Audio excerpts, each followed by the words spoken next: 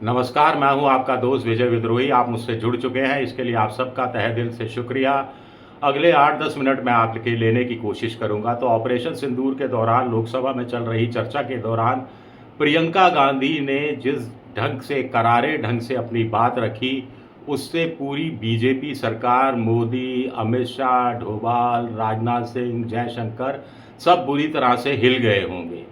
सदी हुई भाषा, सरल सरस हिंदी शब्दों का इस्तेमाल, पूरी निर्ममता से के साथ किए गए तीखे सवाल, लेकिन वाणी में संयम, वाणी में नम्रता, कोई छिछलापन नहीं, मर्यादा में रहकर आलोचना, लेकिन चुभते हुए सवाल। प्रियंका गांधी ने क्या कहा? सरकार झूठी और कायर हो तो बड़ी से बड़ी सेना के मनोबल को ध्वस्त कर देती है। सरकार झूठी और कायर हो तो बड़ी से बड़ी सेना के मनोबल को ध्वस्त कर देती है। प्रियंका गांधी ने मोदी सरकार को राजनीतिक कायरता की का पर्याय बताया कि ये राजनीतिक कायरता की शिकार है मोदी सरकार। प्रचार प्रसार पर टिकी है। जनता की सुरक्षा इनकी सूची में ही नहीं है। जवाबदेही ये तय नहीं करते। गलत कुछ हो जाए तो उसकी जिम्मेदारी नहीं लेते, यानी गैर जिम्मेदाराना सरकार है।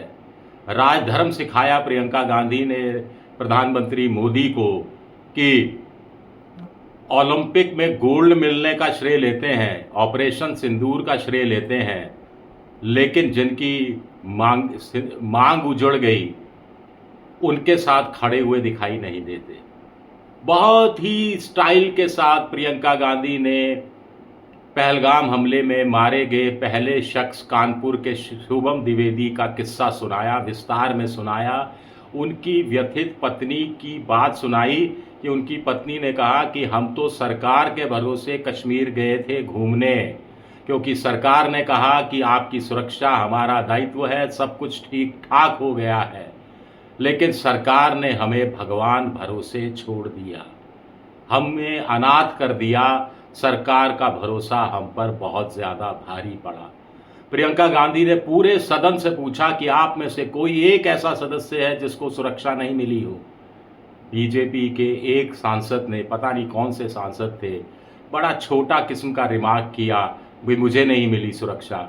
तो प्रियंका गांधी ने तंज कसा कि मंत्री बन जाओगे तो सुरक्षा मिल जाएगी, और फिर कहा मैं पूरी गंभीरता से कह रही हूँ कि भारतीयों की सुरक्षा की जिम्मेदारी किसकी है?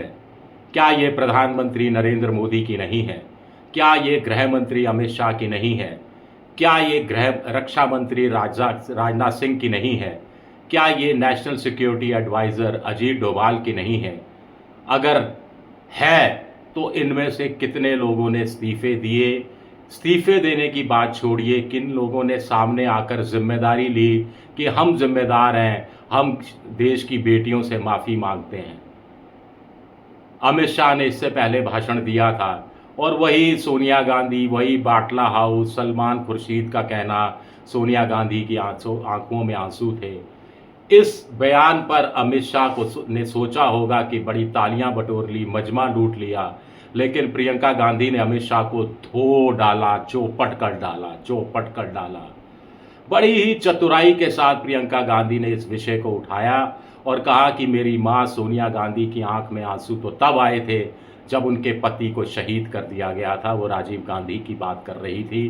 तब मेरी मां की उम्र 44 साल थी, और बड़ी सफाई के साथ, बड़ी राजनीतिक कुशलता और परिपक्वता के साथ फिर सोनिया गांधी के आंसुओं को, पहलगाम में जो 25 भारतीय मारे गए, उनकी मां के आंसू से, उनकी बहन के आंसू से, उनकी पत्नी के आंसू से, उनकी बेटी के आंसू से जोड़ दिया, और कहा ये दर्द हम ही समझ सकते हैं, ये दर्द मेरी मां ही समझ सकती है, जिसने अपना पति जब खोया था तब वो आंसू आए थे और अब आंसू आए हैं।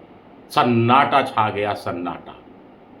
बोलने लायक कोई शब्द नहीं थे पूरे सत्ता पक्ष के पास। सभापति महोदय जरूर कुछ उखड़े उखड़े बीच में नजर आए। आखिर में प्रियंका गांधी ने कुछ और बातें भी कही। उन्होंने कहा हाँ कि टीआरएफ तो 2019 में अस्तित्व में आया था, जिसने पहलगाम हमले की जिम्मेदारी ली है, तब से 2 दर्जन आतंकवादी वारदातों को अंजाम दे चुका है। आपने तो इसको आतंकवादी संगठन घोषित नहीं किया, अब किया। मतलब क्या होता है? ये भारत की पहली ऐसी जंग है ऑपरेशन सिंदूर वाली, जो जंग होते ही रुक गई। ये कैसी जंग है जो रुक गई और जिसकी घोषणा अमेरिका के राष्ट्रपति ट्रंप ने की? अमित शाह कह रहे हैं प्रियंका गांधी के शब्दों में अमित शाह ने ये कहा सदन में कि पाकिस्तान हमारी शरण में आ गया और हमने शरण दे दी, सीज फायर कर लिया। प्रियंका गांधी ने कहा शरण क्यों दे दी एक आतंकवादी देश को? जो सरगना है आतंकवाद को पनपाने का, उसको आप शरण क्यों देते हैं? आगे प्रियंका गांधी ने और भी बहुत सारी बातें कही। अंत में जो उन्होंने एक इम्पॉर्टेंट बात कही, हाँ, उन्होंने कहा कि ऑपरेशन सिंदूर हुआ उससे पहले पहलगाम की घटना हुई, खुफिया एजेंसियों की चूक थी। क्या कोई आईबी के अधिकारी ने इस्तीफा दिया? क्या गृह मंत्री ने इस्तीफा दिया? क्या राजनाथ सिंह ने इस्तीफा दिया? गौरव गोगोई जब ये सवाल पूछ रहे थे तो राजनाथ सिंह सर हिला रहे थे और अमित शाह हंस रहे थे। ये बात कहकर प्रियंका गांधी ने बड़ा चतुराई से राजनीतिक बयान दिया और बीजेपी के अंदर अमित शाह बनाम राजनाथ सिंह और दूसरे नंबर पर कौन, तीसरे नंबर पर कौन, अगला प्रधानमंत्री कौन की जो कश्मकश चल रही है उसको भी हवा देने की कोशिश की। प्रियंका गांधी ने अंत में कहा कि अब वो 25 भारतीयों के नाम पढ़ना चाहेगी तो सत्ता पक्ष फिर वही मूर्खता कर बैठा। भारतीय नहीं हिंदू, प्रियंका गांधी ने कहा भारतीय, और इस दृढ़ आवाज में, सधी हुई आवाज में भारतीय शब्द कहा कि सत्ता पक्ष को सांप सूंघ गया, कोई बीच में बोला नहीं। और प्रियंका गांधी ने एक एक करके नाम पढ़ने शुरू किए। एक नाम वो पढ़ती जाती थी, उनके पीछे सदस्य जो बैठे थे वो अमर रहे का नारा लगाते थे। ओम बिरला साहब हतप्रभ थे कि यह क्या हो रहा है, यहाँ तो मोदी की जय जयकार के नारे लगते थे और कहाँ ये 25 अनाम भारतीयों को अमर होने के नारे लग रहे हैं कि नारे मत लगाइए, बैठ जाइए, चुप हो जाइए। ये सब ओम बिरला कहते रह गए और प्रियंका गांधी एक एक करके नाम पढ़ती चली गई और सबको भारतीय बताती रही। इतना शानदार भाषण मुझे लगा कि इसका क्या जवाब प्रधानमंत्री देंगे, क्योंकि प्रधानमंत्री मोदी से चंद सवाल पूछे हैं प्रियंका गांधी ने। अगर मोदी ने जवाब नहीं दिए तो अभी सरकार का जो नैरेटिव बिगड़ा है वो और ज़्यादा बिगड़ जाएगा। पहलगाम के लिए कौन जिम्मेदार है? इस्तीफे क्यों नहीं लिए गए? जंग क्यों रोकी? किसके कहने पर रोकी? कितने जहाज गिरे? ये सच्चाई क्यों नहीं स्वीकारते? क्योंकि ये सरकार सच्चाई और पारदर्शिता से तो दूर दूर का वास्ता नहीं है, झूठ पर टिकी है, पर्दादारी पे टिकी है, जवाबदेही नहीं तय करने पर टिकी है और श्रेय लेने पर टिकी है, अच्छी बातों का श्रेय लेने पर टिकी है।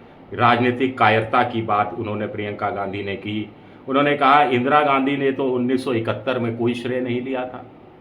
उन्होंने कहा मुंबई में 26/11 हुआ तो हमने तो ऑन स्पॉट सारे आतंकवादी मार गिराए थे, एक कसाब बच गया था जिसको फांसी पर लटका दिया गया था। तब के मुख्यमंत्री, कांग्रेस के मुख्यमंत्री को इस्तीफा देना पड़ा था, तब के गृह मंत्री पाटिल, उनको इस्तीफा देना पड़ा था। लेकिन यहाँ तो इस्तीफा देने की बात छोड़िए, कोई जिम्मेदारी तक लेने के लिए तैयार नहीं है। ये कैसी कायर और झूठी सरकार है, प्रियंका गांधी का ये कहना था। कुल मिलाकर एक अच्छा भाषण क्या होता है, कैसे आप ये बात और कही कि आप तो हर बात में इतिहास में चले जाते हैं, गांधी, नेहरू, इंदिरा, ये सारी बातें करने लगते हैं, लेकिन मैं तो वर्तमान की बात कर रही हूँ और 11 साल से आप सत्ता में है तो वर्तमान में आ जाइए। और इस्तीफे क्यों नहीं हो रहे, ये बात उन्होंने बार बार कही। शुक्रिया मेरा ये वीडियो देखने के लिए। पसंद आए तो लाइक कीजिए, सब्सक्राइब कीजिए, शेयर कीजिए। आप मेंबरशिप ड्राइव में जा सकते हैं, मेरी आर्थिक मदद भी कर सकते हैं। शुक्रिया, बहुत बहुत शुक्रिया।